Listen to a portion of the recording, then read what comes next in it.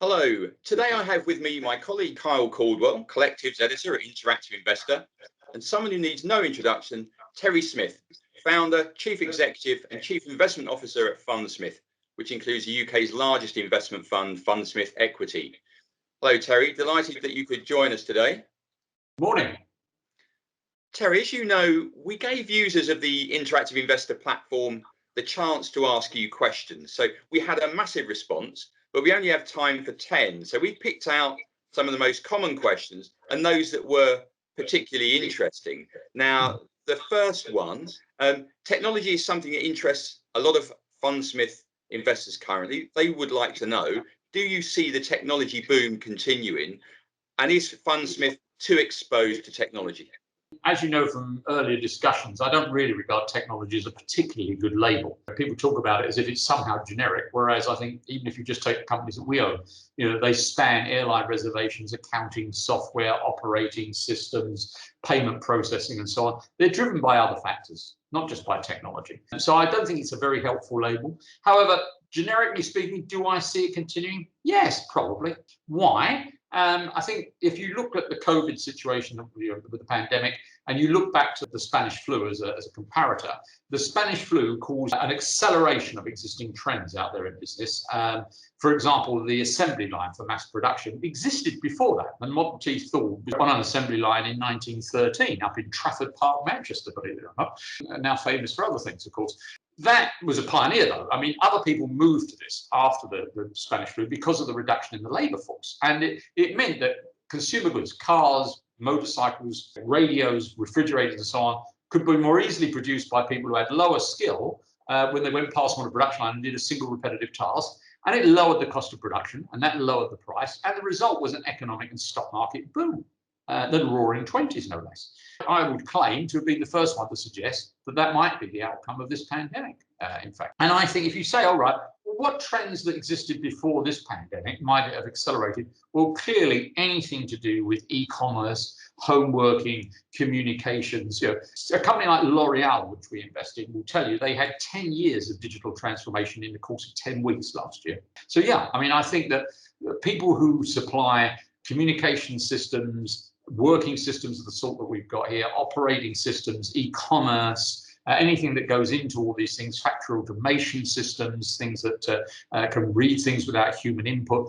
I think there's a pretty good chance that there's further to come on this. And I don't think it's a zero-sum game. I don't think it's always pull forward future demand, so that means we must hit an air pocket at some point. No, it may just be something which can continue growing.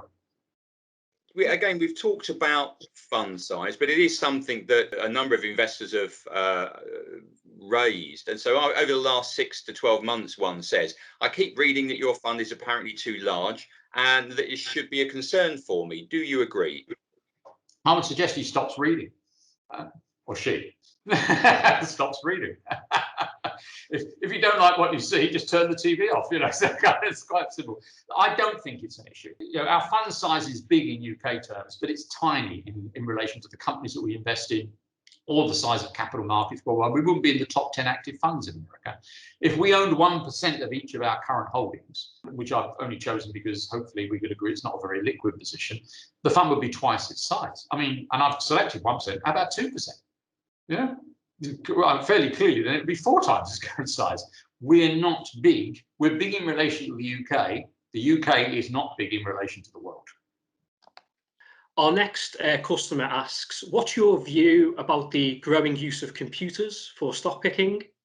And do you think that the traditional fund manager will be replaced by computers in the future? Look, there's no doubt that you can use computers for this. I mean, the whole passive industry is basically driven by the use of computers to make the stock non-selection, in fact. But beyond that, into the active area, we don't need to debate whether it's possible. And Jim Simons at Renaissance Technologies has successfully done this for quite a long period of time. Yes, you can definitely do this. Equally, though, I would say I think there's likely to be a role for human beings in active management for maybe forever, certainly for a very long time. The best I can express it is this: that you can do an awful lot of this stuff mechanically, but the human element comes in when you get somebody who is intelligent and very experienced, like Julian, our head of research, who will tell you that if you read a company's 10K or annual report, you get 10 Qs every quarter, and you listen to the management present at meetings and conferences, and you meet them and so on. The way he puts it, and unless you've done this, you won't get it, but I know exactly what he means. He says, it talks to you in the end. Something about the way that they present themselves just talks to you in the end, you know? And at the most extreme, some of them just tell you how it is. Some of them are playing buzzword bingo when they're speaking to you, right? That's the simplest way I can put it. You know, our Jean-Paul Egon at L'Oreal, which the retiring chief executive, we were huge fans of his. Memorably, on one occasion, he was asked something which actually most chief executives don't even need to be asked to do. He was asked by an analyst at a meeting, if you took out all the bad bits at the moment, the bits that are not working very well in your portfolio, like professional salons in America and so on, which are not, what would the results be? And he said, why would you do that? The bad bits are in there just like the good bits. We like people like that. They speak to you, right? Their lack of desire to sugarcoat or varnish things speaks to you, right? And we've got people at the other end where they can utter whole paragraphs, never mind sentences. We don't actually understand what they've said.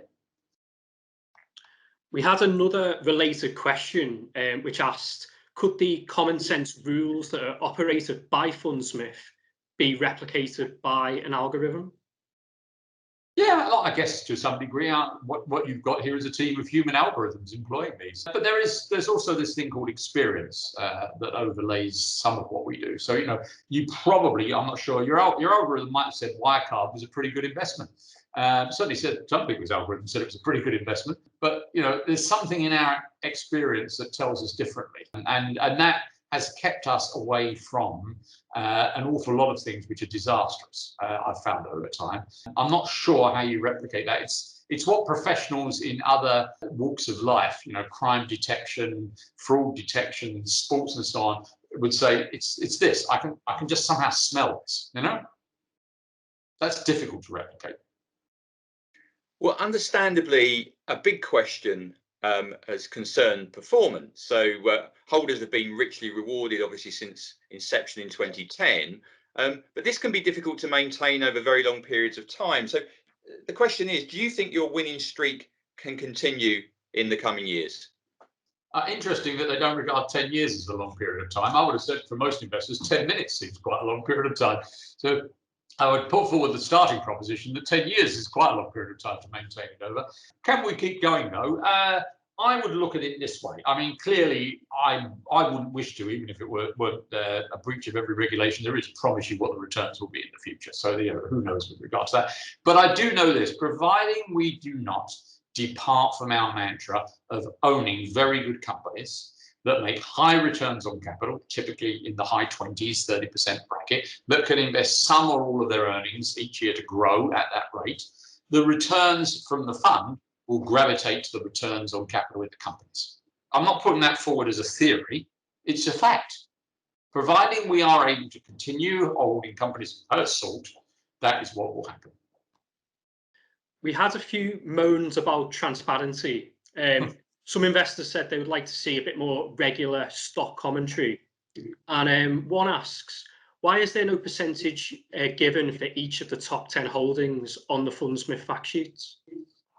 Did any of these questioners study the catastrophe at Woodford Investment Management? I wonder. Whatever may have been the cause of the problem, lack of transparency wasn't it. I mean, you know, it's transparency is a two-edged sword, I'm afraid, and we're not going to go beyond the regulatory requirements in terms of transparency. When we are buying or selling the whole position, we're quite often talking about somewhere in the region of £1 billion of stock.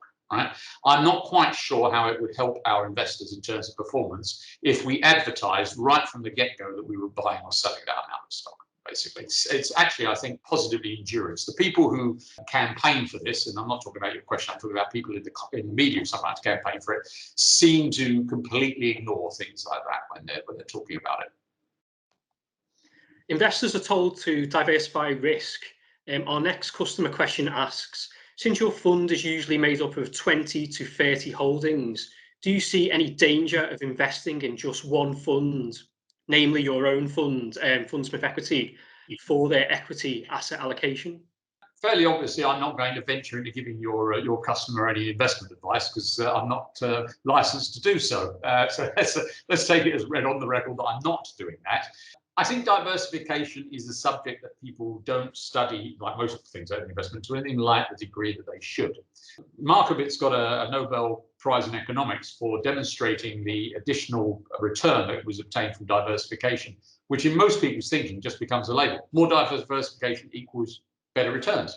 No, it doesn't. There are limits on it. Once you get beyond a certain number of stocks in any market, then you will find that you obtain no further diversification benefits from the reduction of risk, but you are automatically venturing away from quality companies. There's not an unlimited number of them, and away from things that you know. The more things you own, the less you know about them. I can know quite a lot about 20-something companies. 300 companies, a bit tricky. Not sure I could pull that off. And if you look across most major markets, somewhere around the mid-20s is the number of stocks that gained you optimum diversification. We haven't had many stock-specific questions, but Unilever has popped up a few times. Is now the time to sell, we're being asked? I'm not sure it's time to sell, but I think your questioners are topical because it's one that I'm worried about, I've got to say. I think the Unilever business lost its way a bit under Paul Polman, the previous CEO, and became obsessed with sort of social, economic, environmental matters. And I'm not suggesting for a moment that they should be ignored. I'm just saying they shouldn't be the sole thing that you think about, and you let the operating aspects of the business in terms of product innovation, sales, profitability, and cash flow take a second place to it. And I'm not convinced that we've got far away from that at the moment, to be blunt with you. I mean, they were obviously bid for by Kraft Heinz, and we were not supporters of that approach. We've never owned Kraft Heinz. We've always seen their model as flawed, and therefore, you know, not that anyone asks us our opinion, but if they had, we would have said, no, we're not in favour of this.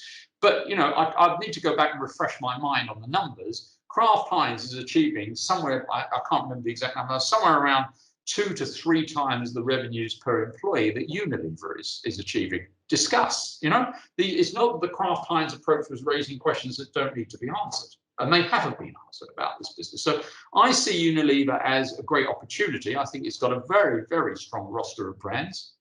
I see it as a great opportunity because it has fantastic footprint and distribution into the developing world.